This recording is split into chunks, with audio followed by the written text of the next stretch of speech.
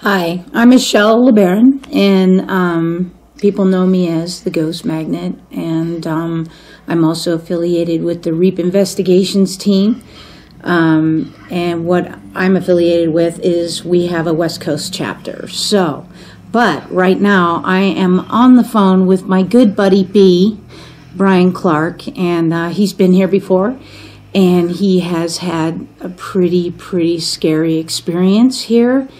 And I'm going to ask him a question, and he's going to let you guys hear what happened. So, hi, B. Hi, Michelle. How are you, buddy? I'm good. How are you? I'm good. Can you tell us your experience here at the Jackson House Hotel? Sure. We came up. It was actually for my birthday, and this was not this year, but last year. And there was a group of 5 of us. Mm-hmm. And we showed up during the morning and did some investigating around the Jackson. And we got a few EVPs and what sounded like footsteps in the rooms, but nothing much. So as the day went on, we kept doing it, kept getting kind of the same things, EVPs here and there. Mm-hmm. And then we went and had an early dinner and came back, rested for a little while, hung out downstairs. And as we were downstairs, we started hearing footsteps upstairs. And they would come to the top of the staircase that goes up to the second floor and just stop. And we were wondering what it was. And we kept going out and looking. Of course, there's no one there. And then we'd hear a grumbling. So we decided we were going to move upstairs. So we went upstairs. And I was staying the night in the Jackson suite room. And we started in the room. And we were in the main beginning area of the room when you first walk in. There's a couch and an area there, sitting and talking. And I was standing up in the hallway. And as we were talking, we heard the grumbling again, but it was coming from the back bedroom. So we turned on our recorders and had recorders going, and we were asking just generalized questions, and we heard this loud running up behind me, and it scared me, and I moved forward thinking that one of them was behind me, and I didn't see him past me, and there was no one there. So we had the recorders going, and one of the people that was with us, her name is Tammy, she asked who was with us, and this male voice grumbled really angrily, "Get out." And this is what we heard in the playback, at least. So we waited, turned it off, played it back. That's when we got the "get out." And we turned the recorders on again, and we said, "We heard what you said. We're not going to leave the room. We're here for the night. You're just going to have to get along with us." And then we heard like female voices in the same room as well. So we had the recorder going, said a few more things, turned the recorder off, played that back, and there were 3 women voices, and they all 3 at the same time said, "Run, you better run." Oh, wow. So I got a little uncomfortable. I started feeling like something was behind me, watching me angrily.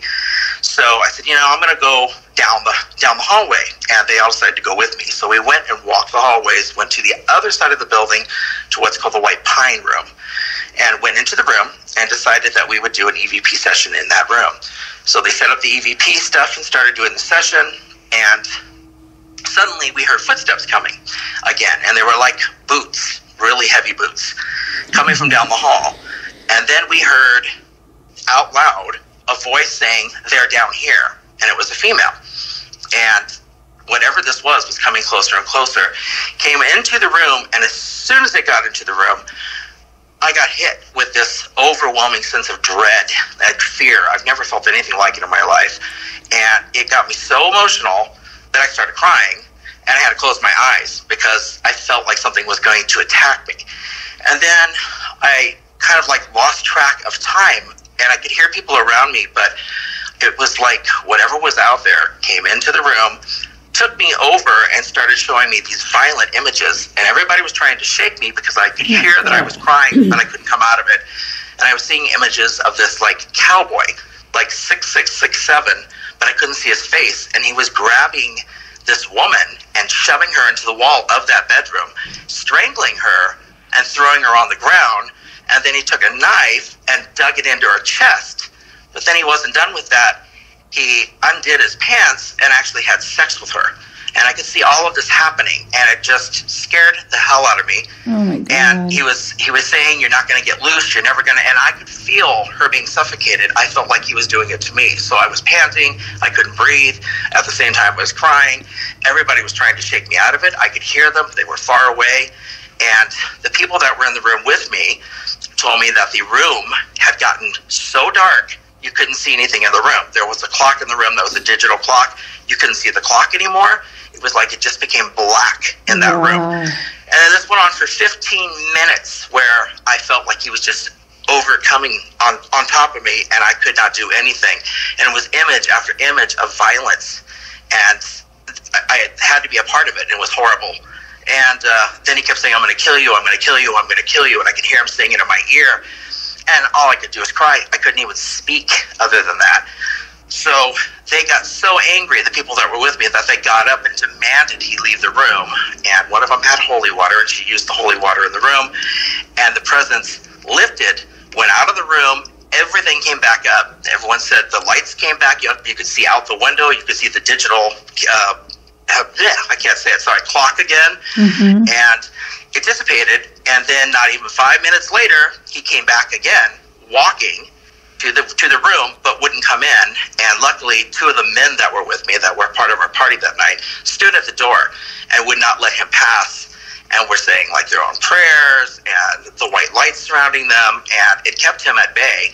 And then within 5 minutes, it dissipated, and it was gone. And I was totally wrecked for the rest of the night. So we stopped investigating, went back to the suite, tried to go to bed, but I was in the front bedroom.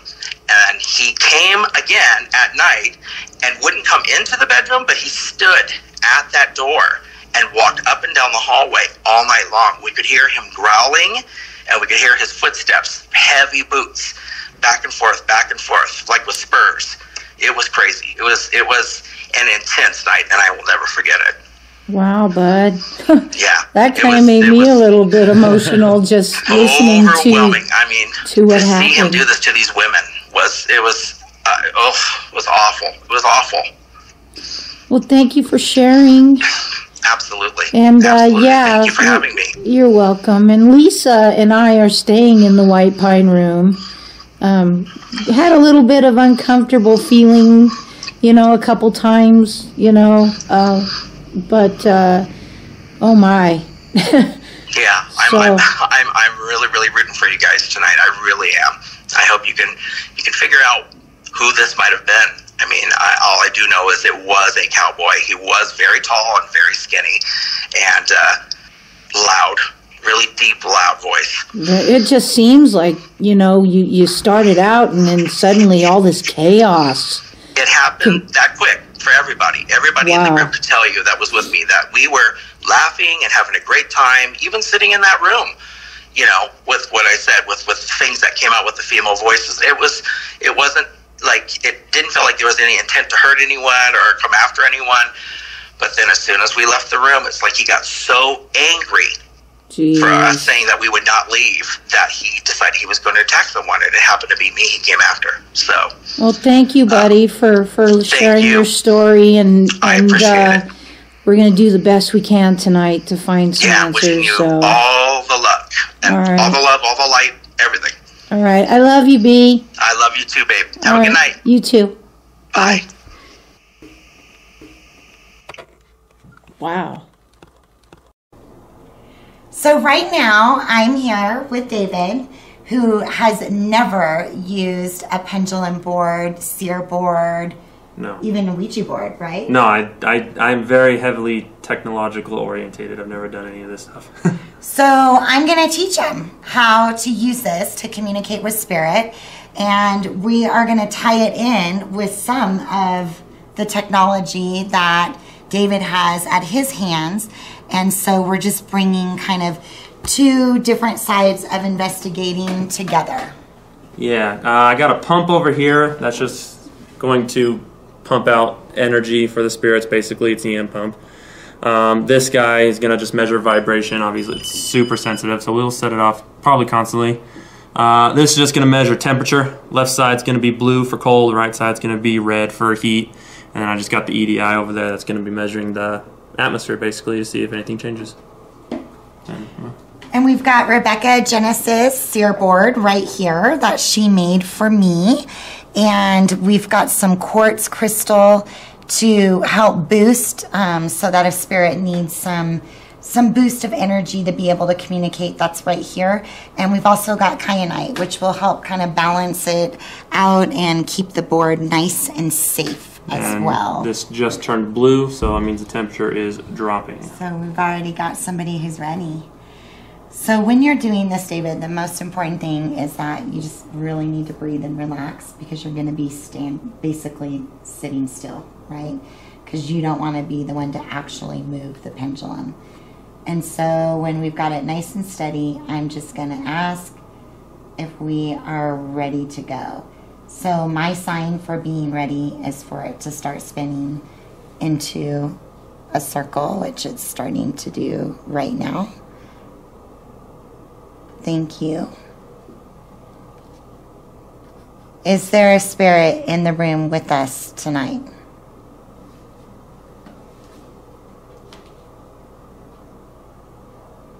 So as you can see, it's swinging more over, obviously, to the yes side than the no side.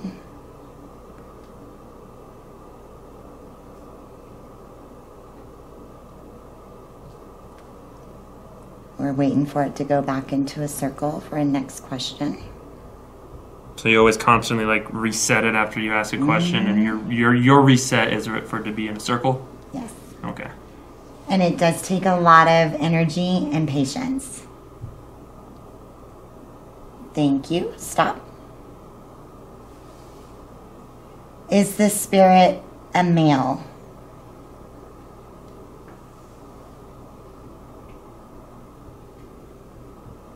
Again, we're swinging over to the yes side.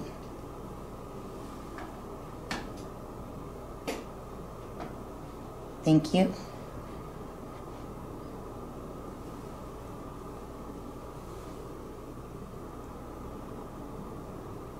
Do you like that we're here with you this evening?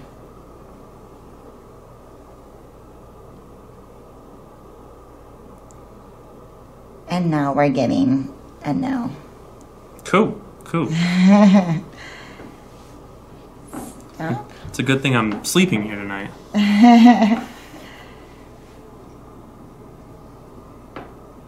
Are you able to spell out your name for me? Yes. Thank you.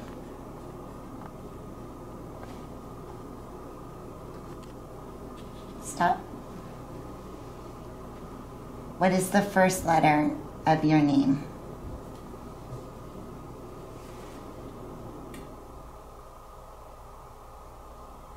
R.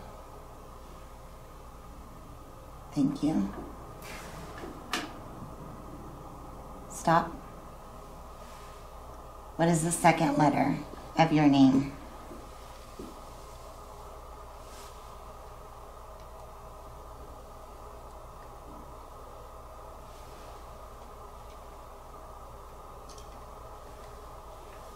Second letter, please.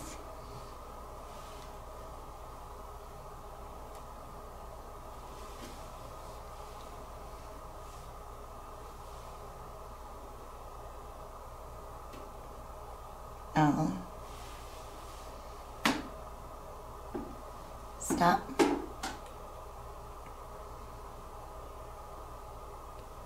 Third letter.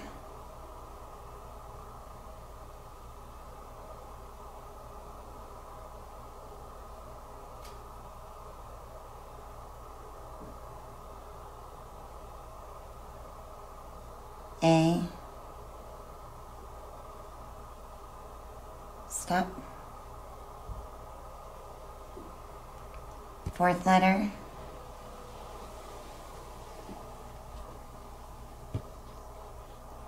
U. R-L-A-U. Heck if I know. I don't know what that's supposed to. Stop. Say a woman's voice. If it wasn't hers.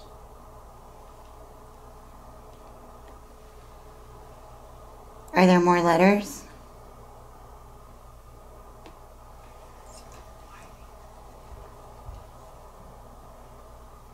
So we've got R-L-A-U.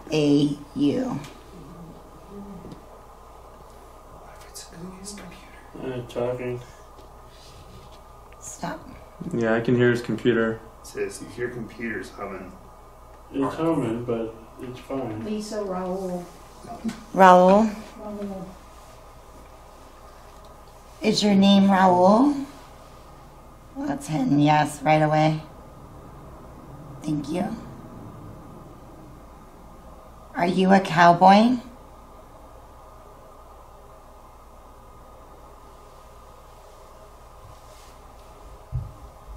Stop. So we have the spirit with B.